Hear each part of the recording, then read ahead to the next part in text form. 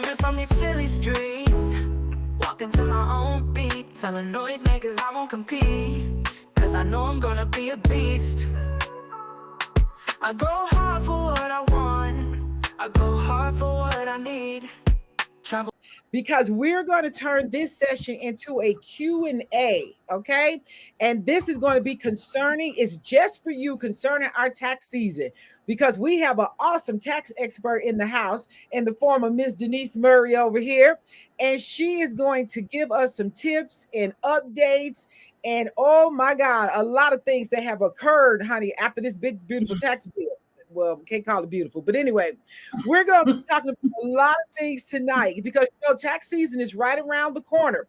And y'all forgive me, I'm glancing up and down because we got a lot of good notes for y'all. We're going to stay on track today. And a lot of people are confused, they're nervous, and they're already stressed about this upcoming tax season. I know I was worried last year, but I'm really glad this year that I have an upcoming. So we're going to get ready for that. And the reason that we're doing this so that you all and everybody, family members, all of us business owners, as well as civilian families without business, so we can get some clarity, right? We're not going to use any tax jargon. We're not going to scare anybody. This is not about scare tactics. This is just about getting real answers so you can be prepared and not leave money on the table, okay? And that's what we need to do. A lot of times people don't understand, and that's where the fear comes in. But we're going to kill all that today, all right? So if you're watching right now, and whether even if you catch this in the replay, I want you to go grab your notebooks, grab your last pay stub if you have it, and let's get into it, okay? So that's what we're going to do. But without delay, honey, I'm going to introduce you guys to Queen Murray over here so she can tell you guys a little bit about who she is and what she does before we jump. We're going straight into question number one. So take it away, Queen.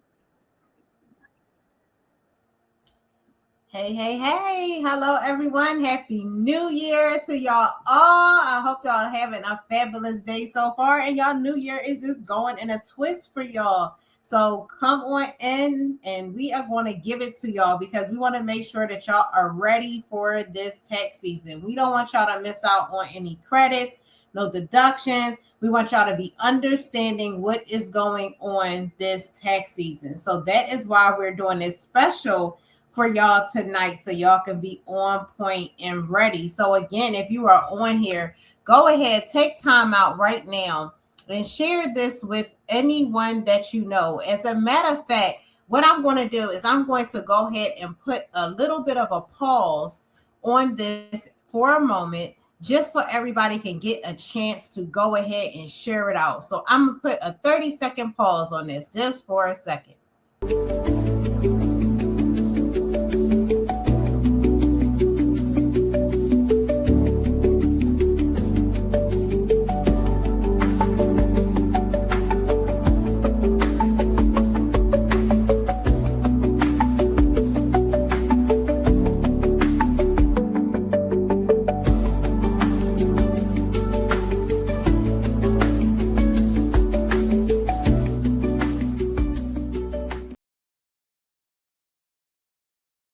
All right, y'all. I hope y'all shared it out there. Shared it out. Now, Miss Day is going to go ahead and take it away and ask me these questions so we can get y'all going. So let's go, y'all. Yes. All right. So what I want to, my first question is, this is a good one. Okay, there's been a lot of talk about the big, beautiful bill, right? And how does it affect people who earn tips and overtime? Okay, so a lot of people were confused. So help us with that. Now, this is a big one because for people who work overtime and get tips and things, this bill is actually helping them. It's actually doing them a favor because on certain overtime and certain tip income, they're going to be treated differently this tax season because now they're reducing the taxable income in these situations. So that means that some people may get higher refunds. So if you get tips or if you get if you had overtime, you may actually get a higher refund this year than what you normally would have got because all of that money is not being taxed as if it was before. So that's why I tell people, hold on to your last pay stub to make sure that your tips and your overtime is being put on your stubs correctly, because there could be some credits and you don't want to miss out. You want to make sure that you check in your pay stub, your last pay stub, making sure that all your overtime is on there, calculated right, that if you had any tips and things, that they're in the right section. So those things can be on there properly to make sure that you get the proper credits that you deserve when it comes to this tax season. Because I'm telling you, you might be smiling when you get that refund and you looking at it and there's more, because normally, honestly, when they used to come to people getting overtime, you get taxed so much, and you get higher taxes when you have overtime. So a lot of times people was getting hurt because now they're making so much more money and then they're getting taxed more. So then they end up owing money at the end. This time, guess what? They may actually get higher refunds. How they say? Oh, I love that. I love that for us. Okay. And for those of us that did not know, now you are in the know. And that's the beautiful part about this Q&A session that Niecy decided to do tonight, because we don't know what we don't know. Right. So that's the goodness. That's the beautiful part about this. Okay. So I'm excited. Okay. Question number 2. Business write-offs. Now, some of us know a little bit about business write-offs, and some of us have no idea. So give us the background, give us the 411 on what you can deduct.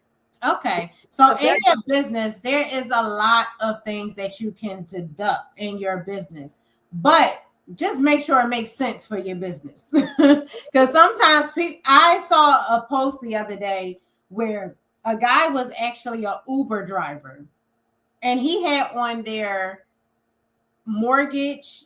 He had on there he was wondering why he was getting audited, but he had all these expenses that didn't gear to anything that an Uber driver is supposed to have. So make sure that when you're looking at these deductions that you're speaking to your tax professional, because if you're an Uber driver, 9 times out of 10, you're not doing no advertising. 9 times out of 10, you don't have any officers. You don't have certain expenses that a person who's running, let's just say, a consulting business, or say a travel business, or say even a trucking business. So those expenses, all these types of different businesses are going to have different type of expenses that are geared towards your business. So let's just say common expenses that a lot of businesses may have is you may have salaries and wages. You may have officer compensation. Now, officer compensation is meaning you're doing payroll for yourself as the business owner of that business. So you're paying yourself in that business. So that would be that officer compensation. And so now that is on there. You also have your repairs and maintenance. Let's just say that you had to get some work done in your office. That's repairs and maintenance that you could put on there as well. Say you have office space, whether it's virtual office or brick and mortar, that can be rent expense that you have for your business. Advertising and marketing. And let me tell y'all about this advertising and marketing, because some of y'all miss out on this. You have business cards, advertising and marketing expense, check. Yes. You also, some of y'all are putting ads on social media like Facebook, Instagram, TikTok, and y'all paying for those ads. Guess what? Advertising and marketing, check. Some of y'all are doing flyers for your business. Guess what? Advertising and marketing, check. Some of y'all put y'all signs on y'all cars. Guess what? Advertising and marketing, check. And so these are things. You have a website, you put in things on Google, all of these things that you're doing to market your business. Guess what? Advertising and marketing, check. Insurance premiums. Now, insurance premiums are not healthcare. That is not healthcare when you're doing your write-off. Please understand it, because I don't want people to think, oh, I paid my insurance for my health, and I'm thinking that insurance is something that is not an insurance that will go for your business. The insurance premiums are for businesses. Let's just say you have like that general liability insurance, that workers' comp insurance. Those are the type of insurances that you're writing off when it comes to your business. You also have payroll taxes. You have payroll services. If you pay somebody to do your payroll, then that is also services that you can write off as well for those services, as well as those payroll taxes. Because guess what? When you're doing payroll taxes, and I'm going to jump into that later because I want to get a little bit more deeper into that. But those taxes, that's also things that you can write off. You also have education related to your business, y'all. How many of y'all have been on here and y'all see these different people posting and y'all like come into this webinar and y'all paying those fees to get into these classes and get into these webinars, get on these schools and all this kind of stuff? Guess what?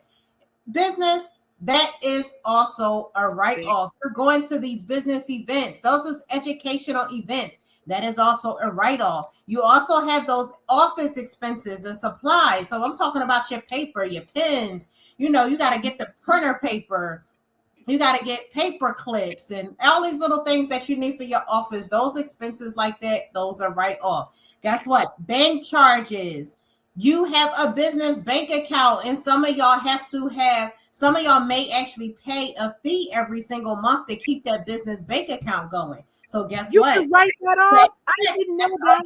Charge that you can write off, because that bank fee is an expense that you can write off, them bank charges. So, you know, like, I don't know about y'all, but I know like Wells Fargo, they would charge like that $10. So like some of those banks, like when you have those, they say you have to have $2,500 in your account. If you don't have that, or if you don't have, some of them may say, if you don't have that in your account at all times, then you'll get charged a monthly fee. Or if you don't have like deposits going into the account, then they'll also charge you a monthly fee. So those monthly fees, guess what? Bank charges, you can write those off. Girl. Also, you have those legal and professional fees. If you had to consult with anybody for your business, like a business consultant, or if you had to get a lawyer, or any kind of professional stuff that you had to take care of with your business, you had to get notarized paperwork or things like that. Those are also things that you can write off in your legal and professional fees. Travel expenses. Now, these expenses is a lot that you can do, but it also, I always say this, point, boop, boop, boop, boop. These travel expenses are for your business related expenses. However, when you own a travel business, guess what? You can write off a little bit more than your average business. Now, when I'm talking about the write-offs for the travel, you depend on what type of business you have and those travel expenses. Guess what? When you go to the airport, you know how you want to get, they tell you got to pay for that seat. If you want to, now they make you pick a seat. If you want to pick a seat, you got to pay for that seat. If you want to all that, you also got to pay for your bags and all that kind of stuff. Guess what? Those are travel expenses that you can write off, because you're paying for that for you to travel with your business stuff. You also have your auto and truck expenses that you can write off. So I'm talking about you getting your parking, your tolls, your gas, the oil changes, your maintenance. If you had to get your car fixed, guess what? Your car washes. Those are all things that you can put with your vehicle if you're claiming your vehicle on there as well. Not only that, let's just say we going out to eat for lunch and we talking about business. We doing a business lunch. Guess what? The meal is also a write-off. Licenses, permits, and guess what, y'all? Subscriptions. How many of y'all are paying for these subscriptions on these daggone things right here? We have all these different apps that we sometimes be paying $2.99, $3.99, $7.99, all that type of stuff on your phone that you're using for business. Guess what? Those subscriptions all can be put as write-offs. Now, we're not just going to stop there, because you also, with your vehicle, you do get that loan, that lease and loan interest as well for your vehicle. And then we're going to jump over to the thing that a lot of people miss, and that is depreciable expenses, things that you can depreciate over time. So like, say for instance, like I was just talking about that car, you can put your car on your taxes and write that off for 5 years. So that is 5 years for your vehicle. You have these computers and office equipment, like you get your new desks, you get some cabinets, all the big things that you purchase in your office space, your furniture and things. The computer and office equipment is 5 years. Furniture, your chairs, your computer chair, like I'm sitting in right now, these type of things, that's 7 years that you can write that off. Residential rentals, you actually get 27.5 years for residential rentals. Commercial property, 39 years for depreciation. So y'all hold on to this list now, because I done gave y'all a whole lot. So y'all put that down and y'all go ahead. And also the final thing I'm gonna tell y'all is land improvements. So let's just say where your business is and you had to improve that area where your land is, you can actually get 15 years of depreciation for that as well. So all of those things are depreciable items that is not just for that year that you're doing your taxes in, but that can be for current and years going on, depending on what it may be. I hope y'all got wow. Okay, hold on. We just gonna drop the mic again. And then I checked a couple of boxes. So let me ask a couple of questions before we move to section 3. Okay. Section 2 is just hot as fish grease. Okay. So in this particular area, I put a note that you're going to come back to the payroll taxes a little later. You're going to cover that a little later. But in the area where it said repairs and maintenance, if your business is not a brick and mortar, but you have a legitimate home-based business, so does that consist of anything that's happening within the home, or does it just have to be within the office? In the office, not the actual home. So let's just say, like right now, where I'm sitting right now, this is my office space. And let's just say I had to get new carpet in this room for my office space. I had to repair it. I had to get new carpet. I had to get my walls painted.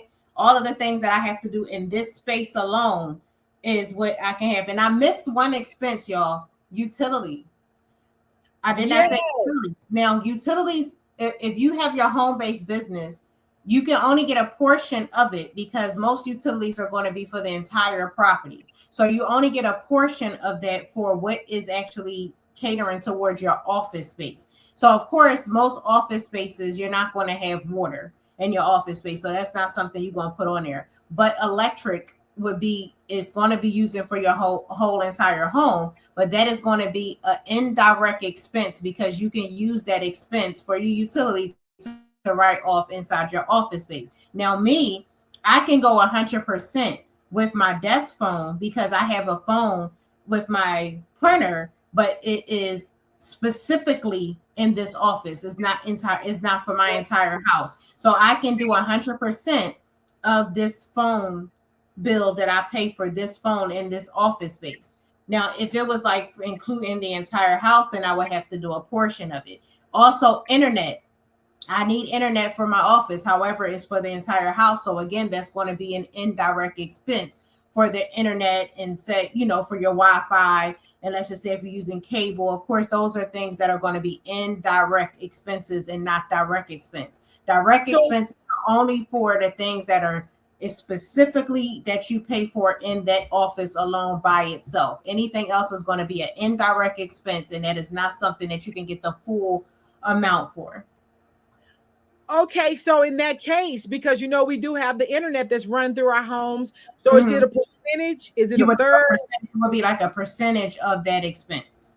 Got it. Direct expense for the business. Okay, all right, that makes a lot of sense. And don't forget about these, because we didn't say this. We didn't say the phone. Oh, we got to say the phone. This is also depreciable too. Because we're paying $1,200, some people paying even more for these phones right here. And this is something else that you can not only write off the bill. And what I would suggest for y'all to do is not keep your cell phone as a personal phone. Put your cell phone as a business line, so then you can 100% write this off. Oh, I may do that. That's why I changed my phone. When I did my phone, I changed my phone to make it a business number. And it's set up as a business account. So I can literally write this completely off 100% and not just do a portion, because I'm not as a business. So don't forget that well. Okay. All righty. I'm telling you, I'm loving this. Okay. So that was good information. Okay, so we got that covered about the office. The utilities are a partial. Same thing with the internet, a partial. But you know what I learned last year? Let me throw this in. That I knew that my office space, my other office space, was set up girl, I gotta ask you about the glam room because I be working out of this room too. But anyway, the office space that had that I had set up within the space. I was hearing someone talk about this because if you're working out of your home, you know how they do the square footage. The square footage, so much square footage you get. But then I heard this person say that also if your restroom is not within your office, you still get to claim that space because I still would have to walk down my hallway to go to my second bathroom, which is nearest to my office. But is it true that that space should be counted as well? You Because can I have to include know that. some You of can these include some of. You can include that in your square footage. in So the like square that footage. is in the square footage. So when you're doing like you can be maybe it'd be like 1280 by whatever your your room Square is or footage. whatever. You can Mhm. put a little bit of that in, but again, that's not going to be the full because it's technically still is inside your home and is not Right. technically within the office, but you can do a little bit part of that square footage. Okay, because that had come up, so I'm gonna think about I'm gonna adjust that for this year.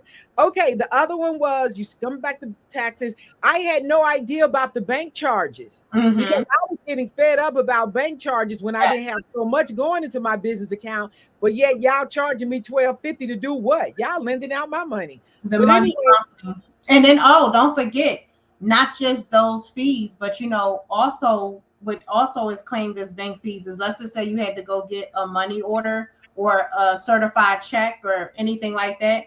Those things for those money grams, all that kind of stuff that you have to do for business, that's also things that you can write off. Even and another thing I missed out on was shipping. So let's just say you had to send out something through UPS, postal service or whatever, those shipping fees is also included as well. wow, that's good to know because I'm telling you, I was fed up with B of A anyway, and then they didn't wasn't gonna they wanted to charge me for a doggone money order, and I was like, Right. are you So serious? I tell people always try to find banks that don't charge you a monthly fee that has the free business checking. So you don't have to worry about that. But if they do charge you, because some of them what they'll do is they'll say you have to have a certain amount in your bank account for the Yeah. business in order for you not to have that monthly fee.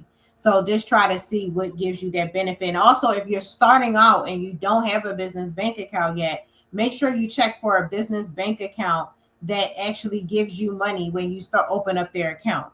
So say for instance you open up the account, then they sometimes will give you a credit of say you'll get like $300 for opening up your business bank account. So now you're putting some money back into your pocket as well because sometimes you got to put a deposit in there. So now you getting money back off of you starting your own business. Absolutely. And I know me and Dr. Felicia, we talked about that. So I'm going to get that info because she gave me the name of a bank that they give you perks back. They'll give you cash back and you're feeding into your own account. Into your That's own business. what I want. Okay. All right. I'm going to get us moving along. Let's see. Oh, and the other good one, because I was doing the legal, even with my legal shield, I always write out those legal fees. But with the travel, I never thought about them $35 bag Yes, fees, some bags you write that off. $12 per seat. Chairs, them seats, when you want to upgrade your seat, you can write that stuff off with your travel if you're doing business travel. So like when people taking trips and you have a business, make sure you make sure you saying this is you're going on a business trip. You're going on business mindset coaching or something. You want to make sure that you're doing something business related when you go and doing your travel. So now you can have that expense that you can be doing that you can write off. So you're not just going to go on vacation. When No. let's just say you actually put a family reunion together. And this is what I tell our travel business owners about. Because if you're going on, you putting a family cruise together, not only can if you own a travel business, can you go ahead and get the money for getting that commission from booking that trip. But guess what? Now everybody got them t-shirts on right off. You're advertising your business. So everything you're doing now, guess what? Right Right off. on. Oh, I love that. I love it a lot. And that's the point. Honey, work is smarter, not harder. And you don't, not only are you being able to get money back from your taxes with that, with being a travel business owner, but guess what? You also are making money because now you're getting commission on the trip that you booked. So now you're getting a double whammy. So you're getting money through the year and at the end of the year for one business. So that's Oh, why I I tell you, love I it. sleep on them travel business. Don't sleep on it because you know I'm coming. I'm coming. And on the areas where it had with the car expenses, on the auto and truck expenses, I thought this one was so cute because my husband, you know, he was a former car GM. He don't play about no dirty cars, right? And Right, he has that wild package where you could wash your car as many times the month for like $39. right. It's a write-off because we don't roll up to business meetings in dirty cars. Exactly. Write it off. Oh my God. Okay, I can't wait to tell them that. Okay. So in the last one, no, we added in the shipping fees and to not sleep on your subscriptions, the licensing and the permits. Mm-hmm.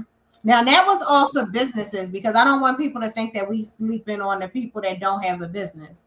So there are expenses that people have who don't have businesses. So they do have credits that they can get, the common credits where they have the childcare expenses. They also have those education expenses. So if you got that, if you're going to school, you have that 1098T for the tuition.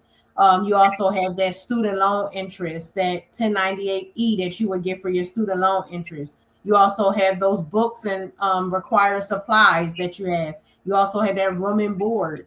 You know what I mean? So, and you saying that you had and any bills that you had to pay directly to the schools. So, all of those things are things that you can have without having a business, and those are other expense. Those are other credits that you can get on your taxes as well. So, I didn't want to leave out the people who don't have a business because those right there are things that you can get. Now, those now because of the new tax laws and because they are more so geared towards business owners. However, those are the only things that you can honestly get without having a business. So that's why we always say, get you that side hustle or that business because those are the only things that you can get off.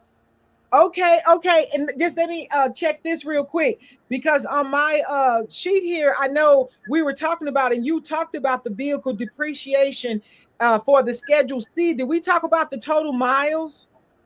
No, now each year, like changes can happen when it comes to how much mileage that you can actually write off for your taxes. Now, for 2025, the mileage rate is going to be 70 cents per mile. 70 That's cents? for business use.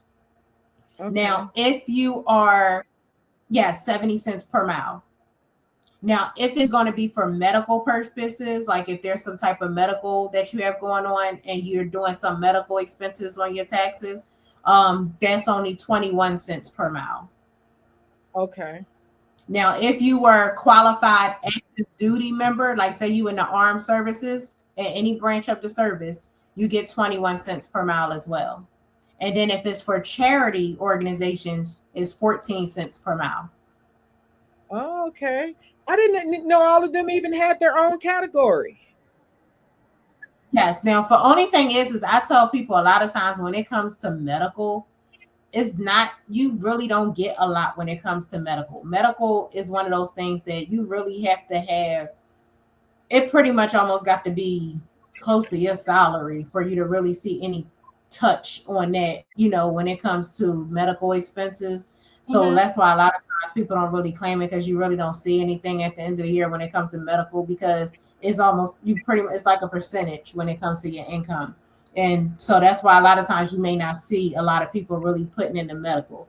But for those other expenses, you definitely can have those. But like I said, depending on what it is, like I know sometimes some people may have maybe a cancer patient and they have a whole lot of expenses that are not being paid through their insurance and they're paying a lot of things on their own. So those are all things that they may want to write off and have those medical expenses, the medical miles and all that things that have to do with that because there's taking a lot of their money. Okay, okay. Now, so here we are right here, right now on question 2B, and you did not forget about the other half of our families that don't have businesses because this section in 2B is talking about tax credits without a business. Right. And right? that's the ones that I just was telling them about, the childcare, the education, and Yeah. those are the only things that they can get now is pretty much the education and childcare. That's really it when you don't have a business. Other than Okay. And the that's tuitions, you just mentioned the what I say. tuition. Depend on where you at, and I'm gonna go deep. We're gonna talk about that later, but I'm gonna tell y'all some little pointers when it comes to that, because again, taxes now are for business owners. They're not really for people who have a job. So when it comes to people who have a job, honestly, that's the only two things that you're gonna get credits for. Okay, because you said books and required supplies, room and board, scholarships, Right. bills paid directly to the schools. Okay. Mm-hmm. All right. So we'll revisit that one, the one that you said you're going to come back to. Mm-hmm. Okay, but now in section 3, we're talking about the write-off warnings. Mm-hmm. What Now, are some of the warnings that okay, what do people need to be careful about with the write-offs? Now, with the write-offs, I always like to tell people, do not over write off just to get a refund. I know sometimes people get, they're like, they going to owe, and pretty much you got to be pretty much making nothing when you don't have any children. And so people be like, okay, well, I'm going to write this off. I'm going to write that off. I'm going to write this off. And like I tell people, you want to be careful with that because the deductions must match your profession. Like I was just talking about earlier about the Uber driver. Like you cannot be an Uber driver and a Lyft driver, and all those expenses that I just listed, half of those expenses is not going to cater towards you because all you're doing is using your vehicle and driving. So you're going to mainly have driving expenses. So when I was talking about mileage and I'm talking about the car stuff, like your car washes, your maintenance on your vehicle, all of those types of things are things that you would have as a Uber or a Lyft driver. You're not going to be writing off rent expenses for a property. You're not going to be writing off office expenses. You're not going to be writing off things that has nothing to do with you being an Uber driver. So you want to make sure that your deductions is actually matching your profession. Also, you want to make sure that as a business owner, make sure you keep and have a business bank account. And like I said, check out for those accounts that give you money back. Make sure you have that business bank account. And the reason why I push for people to have that business bank account is because at the end of the year, a lot of people always be like, oh my God, I dread this because I don't know what to put, what I did with all these receipts. I'm trying to figure out all the stuff I paid. How much did I spend on this? How much did I spend on that? But guess what? You can turn your bank statement, if you're using your one bank account for all your stuff, all your income and all your expenses, you can turn that bank statement into a profit and loss. Now, there's also an app out there that you can use too when it comes to receipts, where you can put them in a system, take a picture of it, and it will, matter of fact, let me give y'all the name because that company there is really good for whoever. Let me see if I have it here for y'all, because that company that you use, when you put those expenses on there, you take the picture and put those expenses down, and it will even break down your stuff into a profit and loss for you, and you don't even have to do it. So all you have to do is snap the pictures of all your receipts, and it will put everything in order. It will categorize everything for you and everything just for a snap of a picture. It is called, hold on, what is the name of that company? It's an app that you can put on your phone. So this will help with the profit and loss statement. This will help, like if you don't have, like say you're not taking care, if say you forgot, you got into business and you didn't have say a business bank account, and you were like, oh shucks, I don't have no business bank account and I have all these receipts sitting here, and so you're trying to figure out what to do with all of these receipts and all this kind of stuff. It's called SimplyWise USA.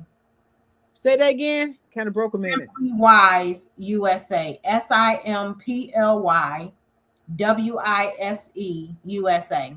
SimplyWise USA. All you have to do is snap the picture of your receipt. It will put everything in order for you. And at the end of the year, it will give you a whole printout where you can just put an upload and send it straight. And it will actually be able to be sent straight to your accountant or your tax preparer. And then you don't even have to worry about trying to figure out how much you spent on a phone, how much you spent on travel, how much this is going to automatically do all of that for you right in that app on your phone.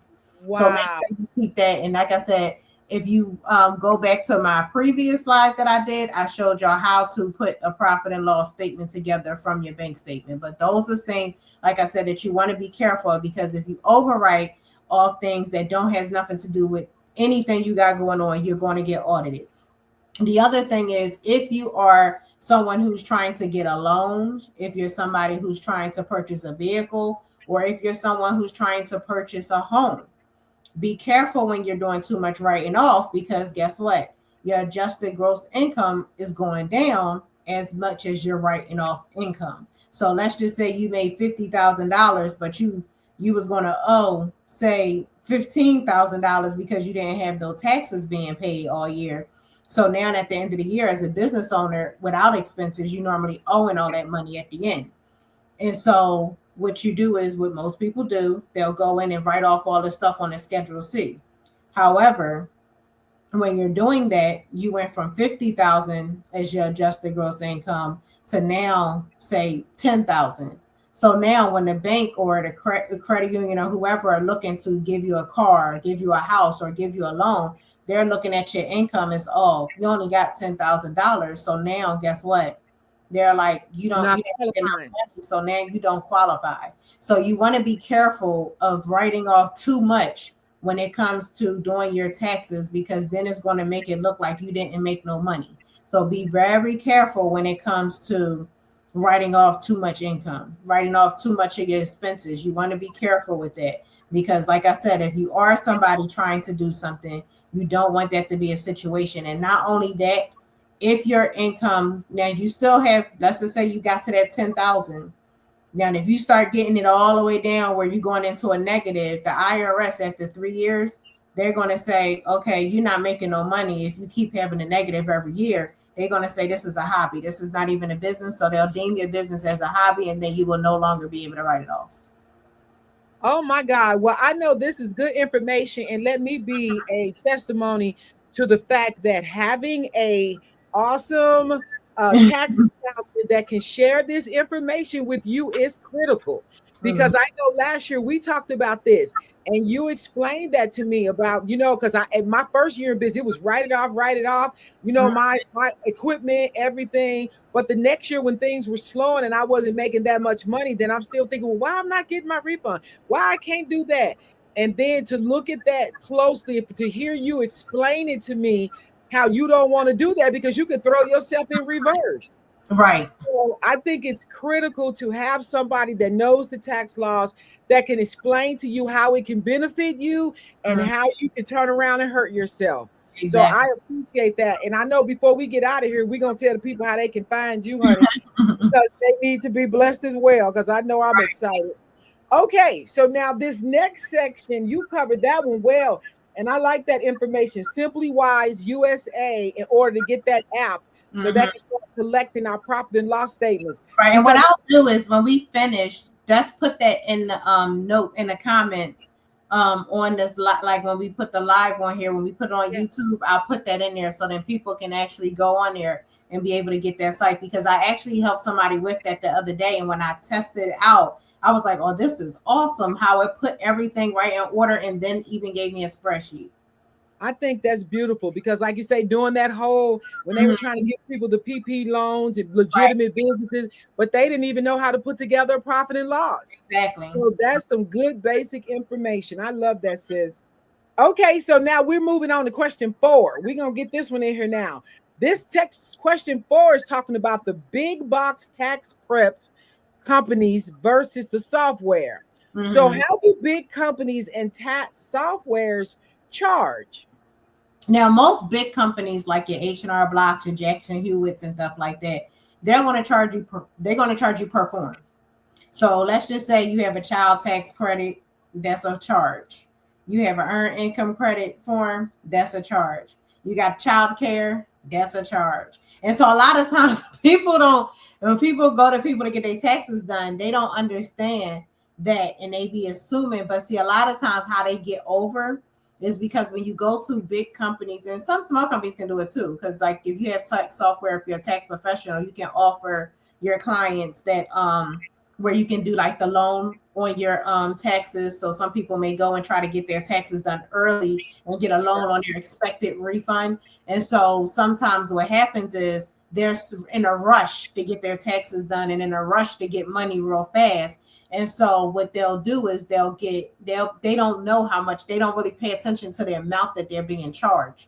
And so sometimes some people will end up paying hundreds of dollars for their taxes and they didn't realize how much they were paying because they would just focus on, I got $6,000. So the fact that Right. or I got $7,000 or something like that. So they're not looking at the fact that they might have just paid $700 to $800 for that tax return, because the Not even care. don't Right. even realize it. But some of them don't care because they just worrying about the money that they're going to get. Because some people actually live for a tax return, but they got to be careful because that day is going soon. Might not always be like that, but you got to be real careful. Now, also you have the home tax softwares as well, like your TurboTax and free tax softwares and things like that. And the only thing I say is with those free tax softwares, a lot of times they don't give you all the credits, and that sometimes can hurt you. Because I remember I was talking to my brother one day when he was doing the tax, and he was like, "Oh, I went on this free one," and he was like, "I end up getting less money on here than I did on this on Turbo." And it's because sometimes the free taxware don't give you all those certain credits that you're supposed to get. You can get, and that's why I say be careful of the ones that say free, but none of them are actually all free. Even Free Tax USA ain't free because you still got to pay for the state. So some of them may say is a cheaper amount to get it done, but be careful when you say cheap, because again, it may come up where you may not get certain credits and refunds and things. So you may shorten yourself on getting money at the end of the year. Yeah, and I totally agree with that as well, because I used to be a Turbo girl before I did H&R Block, and then now you and I are connected. But I had never once had somebody be able to explain specific things. It's like, okay, you'll run it back if you're doing Turbo, run it through, we'll let you know. Okay, but you don't know what you don't know. Right. And then with H&R Block, I had a good agent for a while. Then he retired. And then another one was just bring me this and that's what I'm going to do.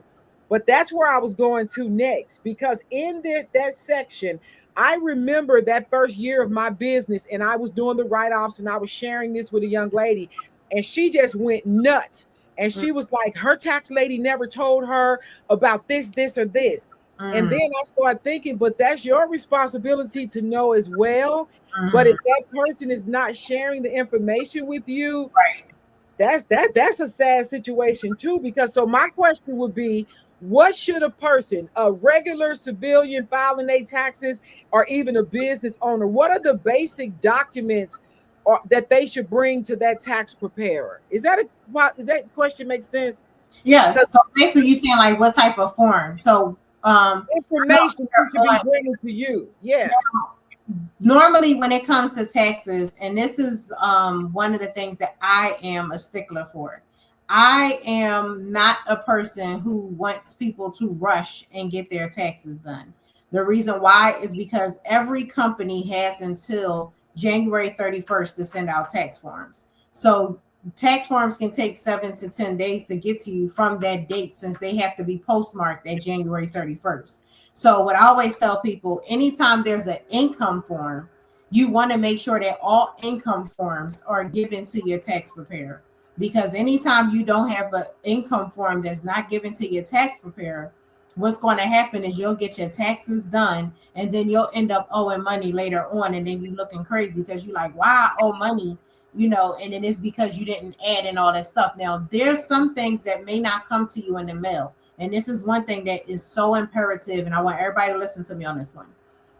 When it comes to 401k, when it comes to stocks and things like that, when it comes to HSA, all of those types of things, go ahead and go to those websites, because a lot of times you don't realize it, but you opt in when you sign up with your companies, these jobs that you may have. A lot of times you're signing up to get that online. So they're not sending you anything. You're actually having to go to those websites and get that information, those tax forms from those different sites, because they don't send those out to you in the mail. And sometimes that is the thing that will make somebody's taxes change for them. So like say for instance, you had, I don't know, let's just say your company was stocked with, I'm just gonna make this up, Walmart. And let's just say you happen to take out money, or say you had a 401k and you took out money and you didn't have that form come into you, and you didn't go on there to pick up that form on the website. You did your tax, everything is done, you got a refund, right? Mm-hmm. Now, a couple months down the line, you get a letter saying you owe, say, $2,500. And it's because, guess what? The IRS, once that income comes in, they automatically input in that information a lot of times on your taxes. They don't ask for no expenses or none of that. If his income coming in, they add in that income on, and whatever the balance is, you owe it. So that's why I tell people, be very careful when before you getting your taxes done. Do not rush. Make sure that you have all the tax forms, especially when they're income forms. It's not, I mean, those income forms are so important because those are the things that's going to make or break you. I love it. So that is critical. Wait on your income forms, Right. because if you do not, you're going to be in the middle of the road talking about, I got to do an amendment. Okay. Now, IRS doesn't open up this year until January 27th to start doing taxes. So you can't file anything until January 27th of this year. Okay. However, if you are somebody who just, let's just say you just had one job, right? And you didn't work nowhere else and everything you have is online. Now, somebody like you who has nothing else, that person can go ahead, pull their stuff offline and go ahead and get their taxes prepared. And then when it's time to get, when the IRS open up, boom, they can go ahead and, get it pushed through. But if you're not the type of person and you don't, and you have other things going on, you had health savings account, you might have had a 401, you have all these, you might have worked multiple jobs, or you might have had Social Security or pension or all these other things. You need to wait for those forms to come in because you don't want to mess up and not have those forms. Okay. All right. So I'll be patient and wait for my government forms. Okay. All right. Let me, Colette Brooks is over here tripping, talking about how much money can she get back for having me. For having you. Now I'm gonna go ahead and ask the next question for 5 so I can answer this just for her. Okay. All right. Question number 5, hot off the presses. Here we go. The child tax credit age. What is the age limit for the child tax credit for 2025? It is 17 and under at the end of the year. You cannot claim your child if they are not 17 or under. Now, if they're in college, you can claim them up to age 24. But if they're not in college, you only can get to claim them up to 17 years of age, and it has to be 17 at the end of that tax year. But like I said, if they went to college, then you can claim them up to age 24. All right. So does that answer Queen Colette's question? It should, because she can't claim your 46-year-old daughter. Okay. So we're moving on to the other half of this question. This is a two-parter, because question 6 talks about the earned income credit, that EIC for 2025. And I'm asking, what are the income limits and max credits? So the maximum amount for earned income credits that you can possibly get, if you have 3 children, is $8,046. The maximum credit for 2 children is $7,152. For 1 child is $4,328. And if you have no children, the maximum amount is $649. You could get an earned income credit with no kids? Mm-hmm. Depending on your income. You didn't know that? No, I did not. Oh, yeah. You can have an income credit without having children. It just goes off of your income. So you can still be able to get earned income without having children. So even a senior citizen. So that's something, because some people actually, when it comes to the earned income credit, you actually have some people have children, and sometimes they actually get more money on their earned income than they would. They sometimes don't get that much for their child. So say for instance, your income, say your income limits, let's just say your income limits is you're single, say you're single, you head a household, and or either you're a widower, right? And let's just say that you had, say, 3 children, right? The maximum amount of income that you can make for those 3 children in order for you to get earned income credit is $61,555. Now, if you were married, filing joint with your husband, is $68,675. Then that's for people with 3 children. Mm-hmm. Then if you have 2, the maximum amount that you can make is $57,310. And if you marry filing joint, is $64,430. Now for the single, and like I said, this is still again now, if you just have 1 child, the maximum amount that you can make for you to get that earned income credit is $50,434. And if you're married filing joint, $57,554. Now, if you have no children at all, and it's just you, and you're filing single, is $19,104. And so that's why I tell people when you have earned income credit, sometimes you will get that earned income credit and you may not have a child tax credit. And then some people, you see how I said 19,000. A lot of people are not making $19,000 for the whole year. So a lot of times they end up not getting that earned income credit because of the fact that their income may be over that amount. And a lot of people are mainly, a lot of times it's going to be over that $19,104 for the year. And that's for people who don't have any children. So those people a lot of times wind up not getting the earned income credit because their income is not going to be that low. You see what I'm saying? But what I always like to tell people is when people are married, a lot of times they sleep on not filing married, filing joint because they like, oh, my husband has a business or my wife has a business or this person owe all this kind of money and blah, blah, blah. But guess what? You notice when I gave you those figures that married, filing joint amount is always a little higher than if you were single or had a household or a widower. So you're getting those married, filing joint credits. And so when you're married, filing joint on your return, it helps you get more credits. Now, if you're a person, let's just say your husband has some back child support or he owes some stuff or he has some student loans out there and they go and take his money from him, then what you would do is you would file an injured spouse form. You still file married, filing joint, but you do an injured spouse form. So the injured spouse form covers you, so you're not responsible and they can't take their full amount of money. They'll just take a portion that his part is for his part that he owed and not the portion that you're supposed to get back. So you will file that, but the key to that is when you do an injured spouse form, you have to file that form every single year when you're doing your taxes. That's not something you do one time. Every single year you file, you would have to do that. And then when you're doing that, you have to make sure that those debts didn't come in when y'all were married. It had to have been before you came in the picture. And so that's a better option to always go when it comes to married, filing joint, is doing that injured spouse form opposed to just saying, I'm just not going to claim with him, because when you do married filing separate, it kills you. And then you don't get the tax credits. And then also what kills a lot of people with the married filing separate is, let's just say you had to get Obamacare or you got your insurance through healthcare.gov.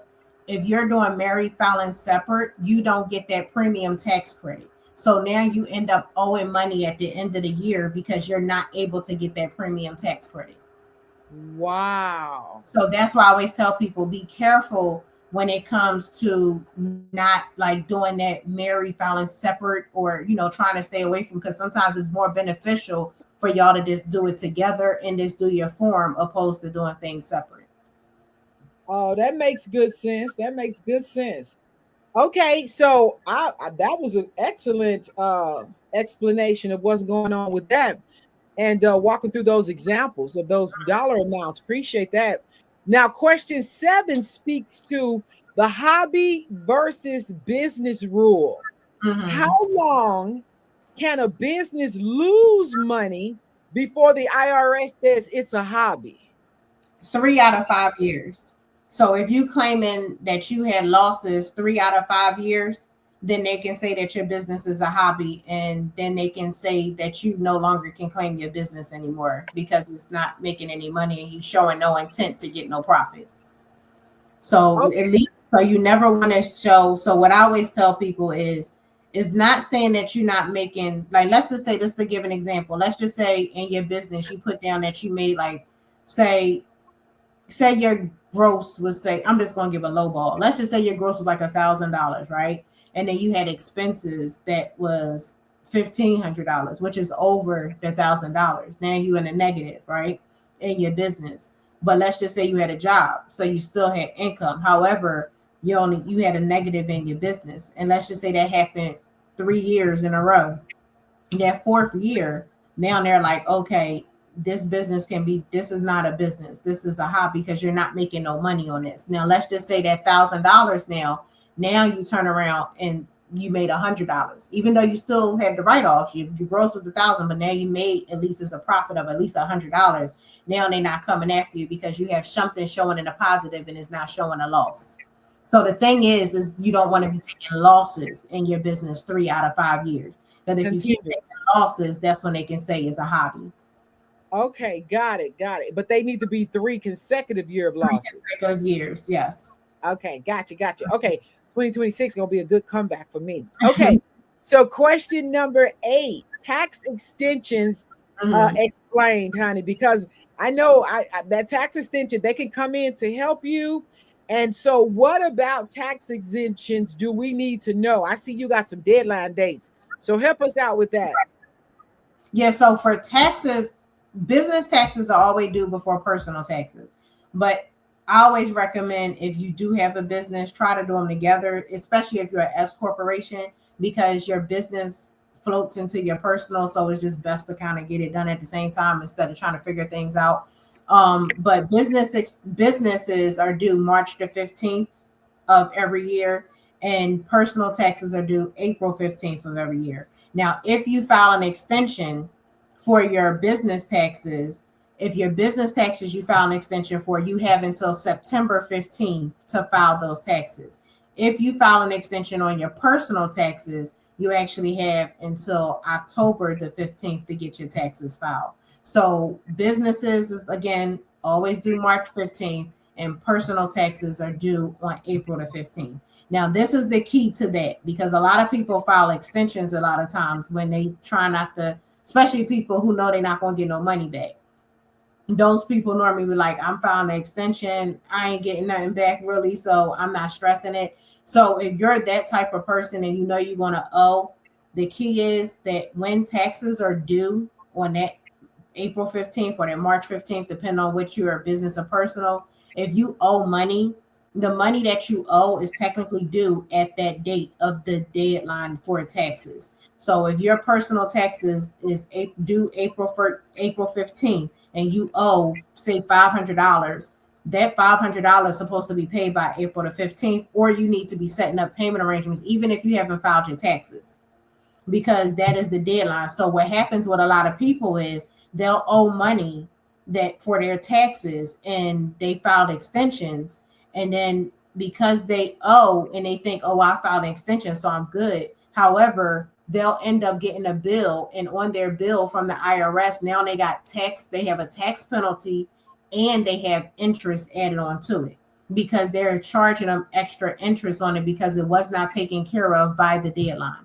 Because on the taxes, when you file an extension, they ask you on there, do you have a payment that is owed? And if you're saying no, then you're good and you don't have to worry about it. But if you're saying you know you're going to owe, then technically that is due by the deadline, which would be that April 15th. And the same thing for business is March the 15th. So even if you file an extension, those payments that are due are always due on the deadline date, not the extension date. So please, everybody, make sure that you remember that those dates are always due on the date that the deadline is, not the date that you filed your extension for. Oh my goodness, this is good stuff, girl. This is good stuff. And the owing of the taxes and the payment plans. Now that's bringing us to question number 9. Owing taxes and a payment plan. What's the best option if somebody owes? And I know this can be a lifesaver, and this also can kind of be one of them scare tactics, because when you get to Owing and you know you got a balance and you get them letters talking about a lien on your property, then it'd be like, dang. But my experience is get down to that tax office before and get an understanding.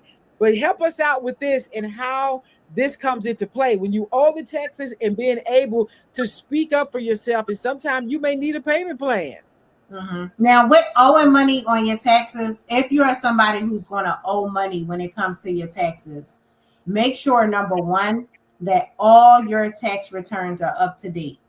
And the reason why I always tell people that is because, y'all listen closely, you may be able to get a one-time abatement. Y'all heard it from me. Y'all heard it, right? Y'all heard it. You can get a one-time abatement.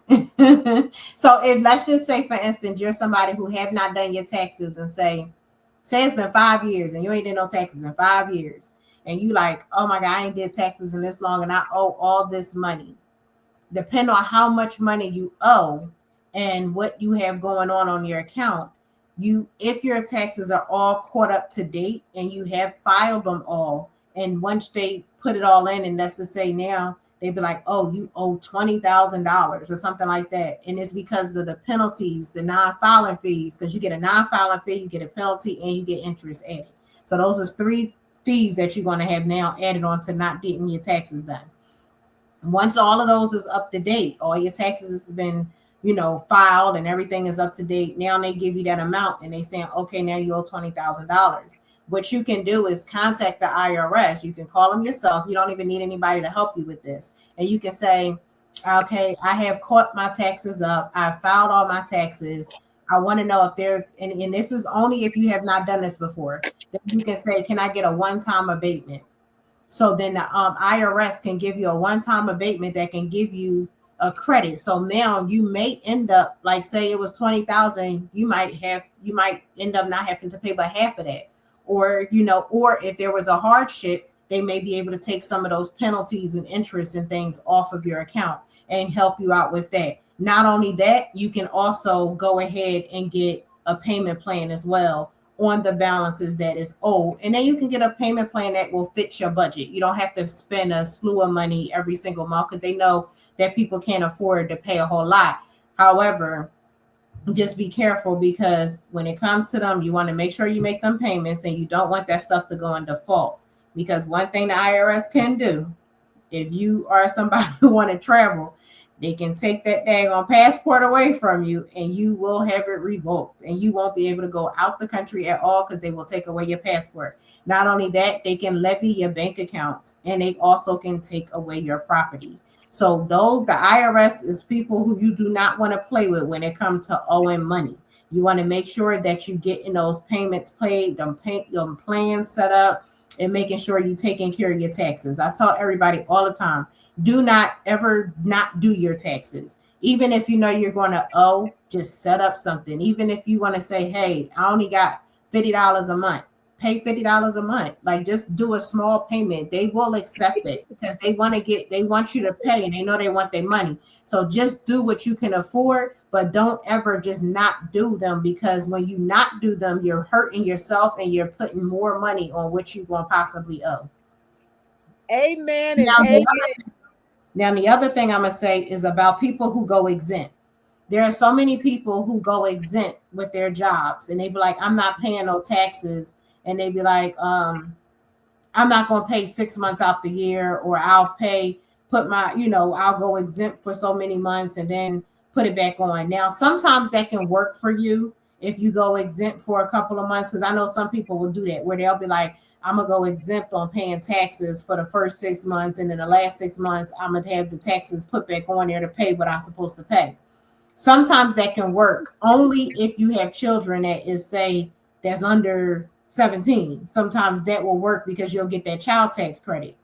If you're not getting that child tax credit and you don't have no kids that's under 17, a lot of times that may not work in your favor for you. So then you'll mess around and end up owing a whole slew of money. And what I tell people is I don't want to say the word retarded, but it's crazy to do, because you're saying to the IRS, you're telling yourself, I don't want to pay taxes out of my paycheck.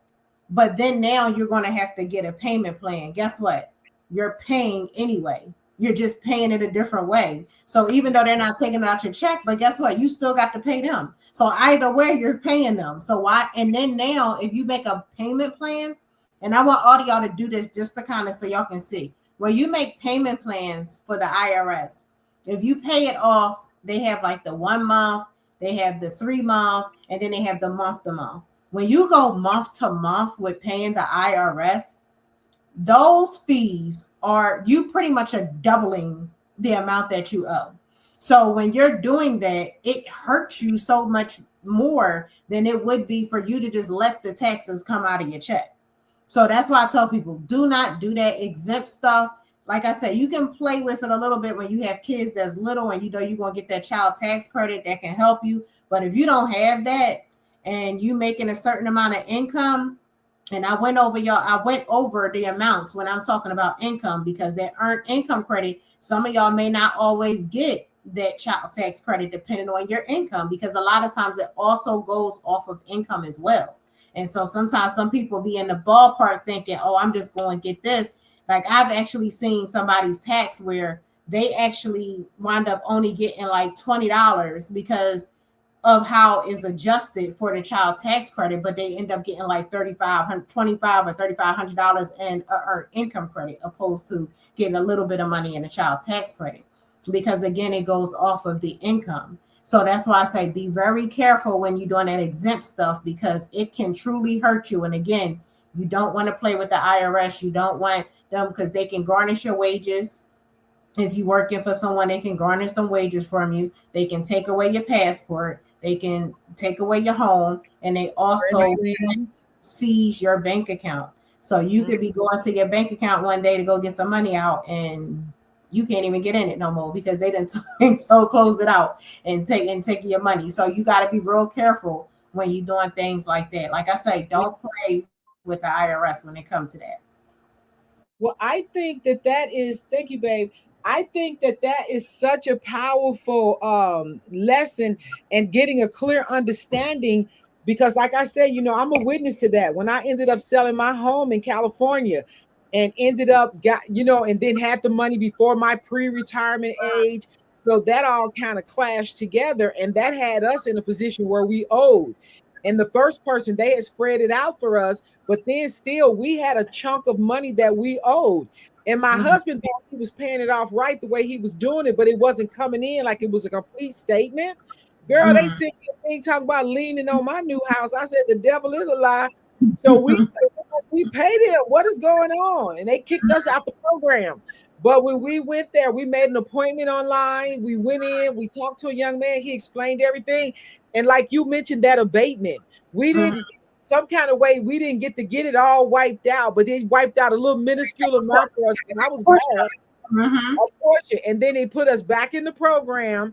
And we got a minimum amount that we pay right now for a full year. And then next year, that amount almost doubles. And our goal is to get it paid off, but don't just freeze. That's what I was telling you. I think when people start getting them letters and they see the amounts, they get afraid. But don't be in fear. Contact them. They will work with you. Set up an arrangement. Just make sure, like I said, just make sure that you have the taxes up to date, because that's the main thing, is making sure them taxes is up to date. Because if your taxes is not up to date, they're not even going to set up an arrangement for you or even set up a payment plan for you, because your taxes are not up to date. Exactly. So, and we definitely did that. Kept the taxes going, but we went in there and got information. And then working with you last year, that gave even more clarity. So I'm just excited about it. But do not freeze. Don't stick your head in the sand. Ask for assistance. Right. Because if you don't, that's what freaked me out. I was like, ain't nobody taking my house. No, no. So we went and talked it out. Yes. Okay, that was good. Okay, question number 10. Okay, let me keep it moving. Question number 10, LLCs to S-Corps. When should someone switch a LLC to an S-Corp? Now, me personally, I always tell my clients, once you hit $40,000 in your business as an LLC, it's best to go ahead and switch your business over to an S corporation. And the reason why I say that is because you end up paying less taxes. With the LLC, what a lot of people don't realize is that a LLC, you're doing your taxes on your personal tax return. All you're doing is a Schedule C on your personal taxes. And then you're paying a self-employment tax. So now you're paying 3 times the tax. Because you ever look at your W-2s, you know how you look at the one side that says your employer pays this amount, you pay this amount. Now that's the same thing that happens. You're going to pay an amount, and as the business owner, you're paying the employer amount. And then guess what? You're now paying a self-employment amount. So now you got that 3 that you pay. So now you're paying more money opposed to you paying less money. So now you can take away that self-employment tax. When you're S-Corp, you don't have to pay that. However, it is a catch to it, because with an S-Corp, you are required to do a payroll for yourself. But it's a good thing to do a payroll for yourself. And when you're making at least $40,000 a year, it's good for you to still do that, especially if you're working for yourself, and if you don't have no job either. Because the reason why I say that is because you're now still continuously paying into Social Security and Medicaid. And you know how a lot of times when people go out and work on their own, you just working and making money, but you forget about Social Security and Medicaid. And when you get to Social Security age, and when you hit 67 and you're able to get that Social Security, if you ain't put no money in it and you working for yourself all those years, you ain't got nothing in there really to get. So that's why you'll see a lot of older people who you may see still working, because of the fact that they don't really have enough money to help them survive, because they didn't have that much money in the Social Security. So that's why I say you want to still continue to pay into that Social Security and Medicaid as a business owner. You don't want it to keep showing 0, because when you get time to get ready to get that Social Security, you want to be able to still get your money. So make sure as a business owner, you're still doing that for yourself, so you're not getting short on the fact that you don't have, that going into that pot. And then not only that, is helping you too, because now you're paying yourself. So you're getting yourself a W-2 at the end of the year, and you paying taxes. So you know how before we was talking about those write-offs, now you ain't got to write your whole life away on your expenses, because now you actually pay some taxes. So that's saving you on having to write off so many expenses that you don't need to write off. Wow. Okay. Now that's good information. All right. Now question 11 states, before you file, what's one thing people should know before filing? Now, I talked about this a little bit earlier, about the making sure that you have all your tax forms that are income forms. The reason why is because a lot of, like I tell everybody, like I said earlier, all companies have until January 31st to give you your tax form. So if they have until January 31st to give you your tax form, that means you may not have all your documents before January 31st. You know what I mean? So if they have until January 31st to give them to you, then you probably want to wait until after then before you file to make sure you have everything. Now, remember, I did say some companies, especially if you're working for different companies, there may be some companies that you don't even realize that are all electronic. So you might have to go on their websites to get, like some people may have a health savings account with their job. Some people may have 401k, and some, like, depend on stocks that you may have. Like you might have got a company where you may have some stocks and things that you might have paid out of or whatever inside your company. You might have some dividends or, different things that you could possibly have. Those type of things, you want to make sure that you go to those websites that the company has for you to go to be able to make sure that those forms was sent out to you. Or if they wasn't sent out, that you can just go on the website and get the form yourself, so you don't forget or miss out on that. Because what happens, and I see this happen with people multiple times, and I tell people myself this, I say, wait, and then people still be like, I need my money like yesterday. I need my money now. And I'm like, okay. And so, of course, I'm not going to keep fighting with people about when they want to get their taxes done. So I'll do it. And then a couple months later, they'll get a letter saying that they owe because of a tax form that they did not receive. I want to listen to this list of tax forms that are income documents. W-2s. Yep. 1099 NEC. Those is what business owners are normally going to receive. You're also got your 1099 MISC. You have a 1099 INT. Sometimes you'll get that from your banks. You have a DIV.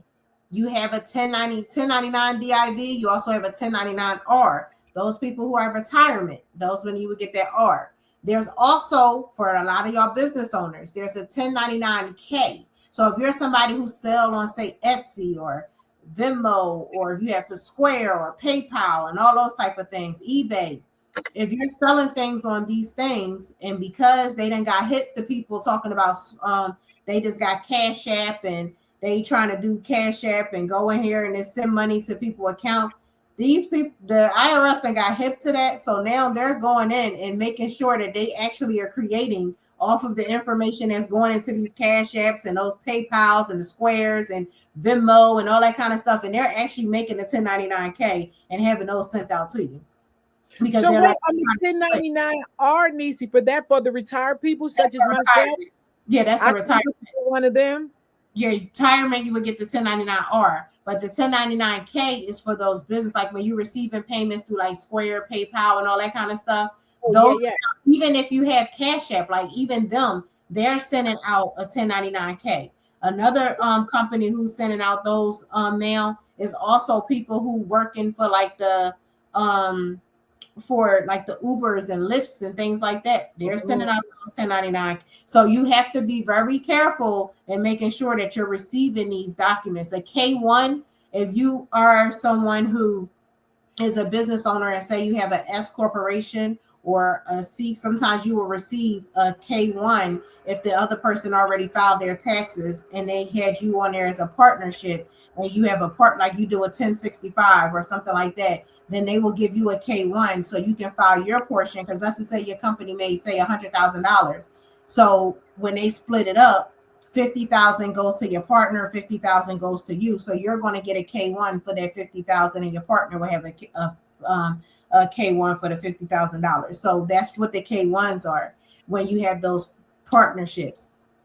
So those are forms that you want to make sure, like I said, when it comes to income, check your check with your company. Make sure you don't have no stocks. Make sure if you did anything with your 401k that you got a loan on it, or you got borrowed any money on it or anything like that. Make sure that you go ahead and check all of that stuff, because all of those things need to be given when it comes time to get your taxes done, because I don't want to see y'all doing your taxes, getting money back, balling out, throwing up deuces like you partying like a rock star, and then 2 months later you like, oh my God, I owe $2,000. So I'm trying to tell y'all, they coming for that cash. They coming right there.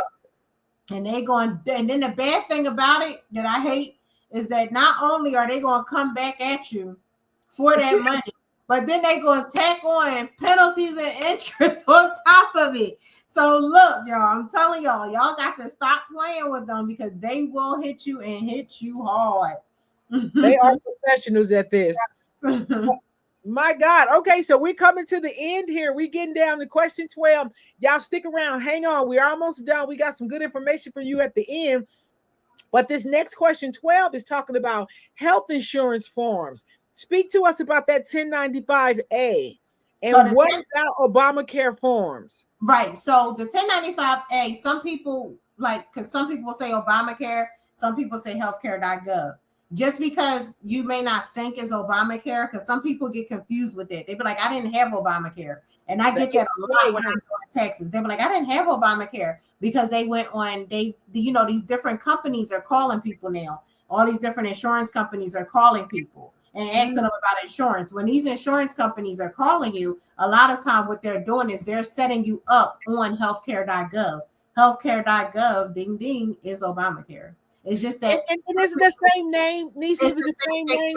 The Affordable Care Act. Affordable Care, and that's what I was hearing. People was confused. When they hear the word Obamacare, they get Obamacare is Affordable Care Act, right? So that's why I tell everybody, y'all listen, is that when it comes to those health insurance, you're going to get that 1095A for your health insurance, and it may not, you may not think it's Obamacare. It's through healthcare.gov, but that 1095A is required to file your taxes. So if you don't have that form, when it comes time for you to file your taxes, the IRS will not even allow your taxes to go through.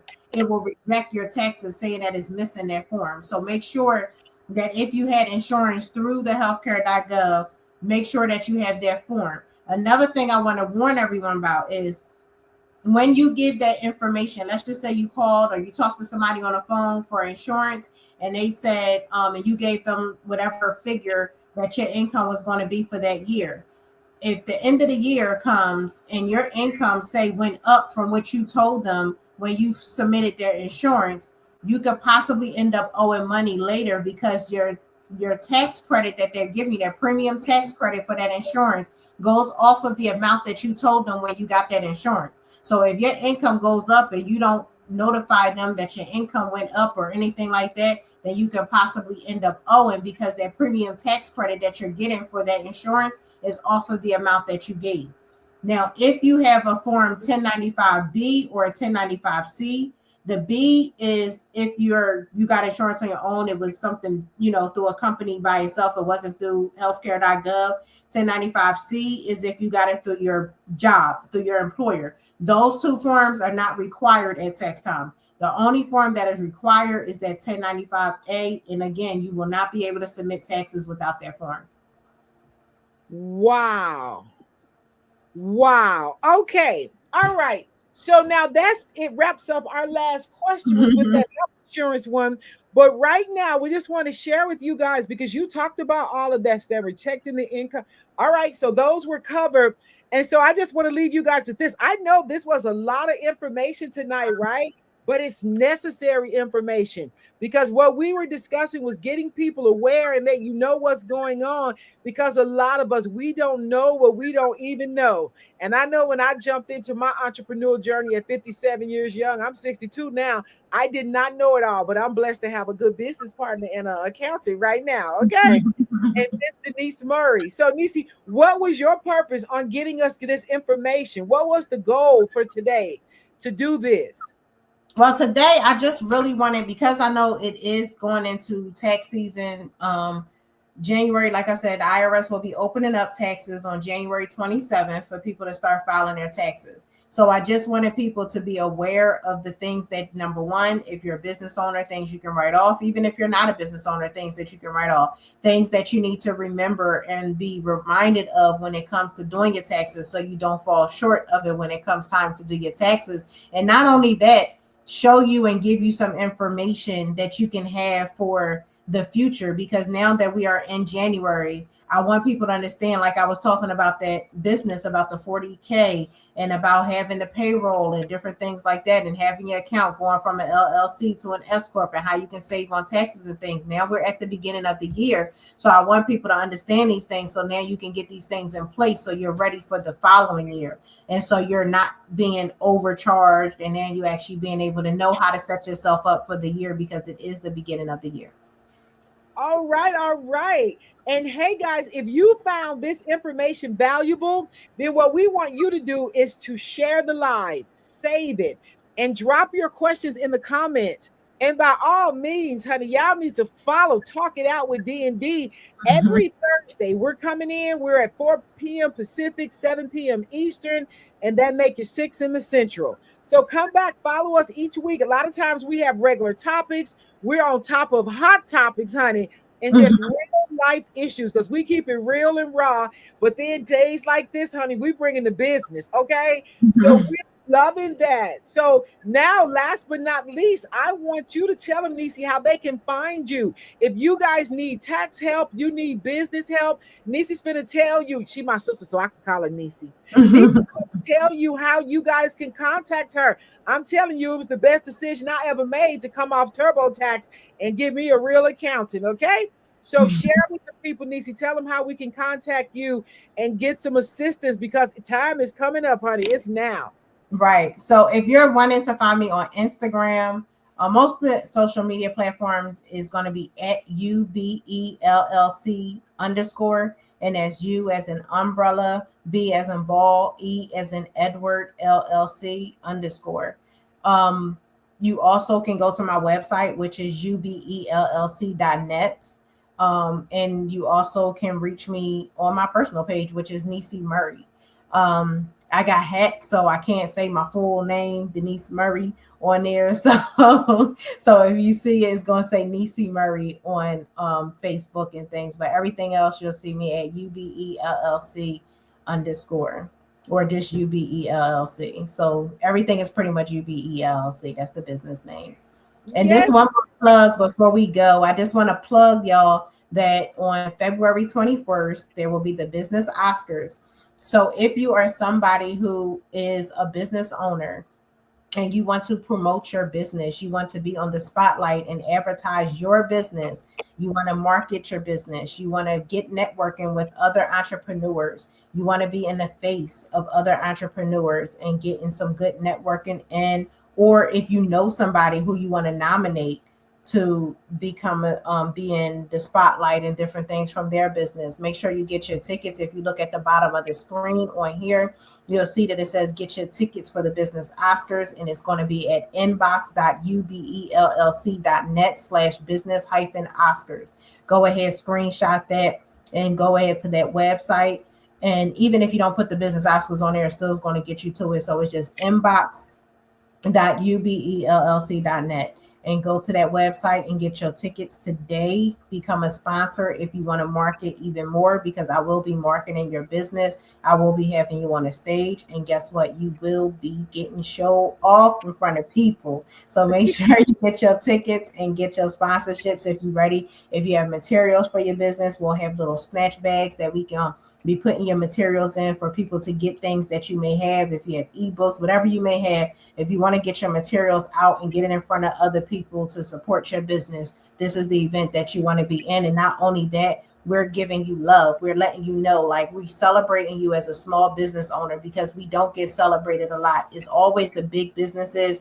And then you always see people who have big businesses or who are on the top of the line. They're not really looking at the little people. And so I want y'all to all know that even as a small business owner, you are a flower, you are blossoming. And I want to say congratulations to you and your business. And so that is why I want to celebrate you in your business. And so that is what this event is about: celebration of small business owners, letting you know that, yes, we appreciate you. Not only do we appreciate you, but I am very enthusiastic about the fact that you did not quit and you kept it going, Yes.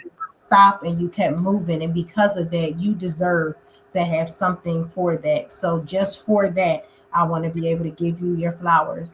And so that is what this event is all about: making sure we're showing love to the people who are the small business owners. So make sure it's going to be a red carpet event. So you want to be fly, because you're going to be at there. We got the DJ, we got the music, we got the drinks, we're going to have it all turned up. So yes, it's going to be a fun time as well. But I just want y'all to make sure that you're there and that you get your tickets. Absolutely. That is wonderful. I'm so excited about it, honey, because I'm flying out from Vegas to Atlanta, and Tanya, I'm coming. And so I'm excited about it. And just for next week, we will let y'all know, honey, we're gonna be working on vision boards. So that's our topic for next week. And it's gonna be done a little differently, because we're gonna show you how to put your vision board on your phone. Yes. Okay? How you can do it on your phone, because you need to see it and act on it every day. All right. So we just want you guys to know we appreciate you. Niecy said that so eloquently, honey, because iron sharpens iron around here. Proverbs 27 and 17. And so y'all be blessed, and we will see you guys next week on Talk It Out with D&D. Okay? Bye-bye. Share, share, share.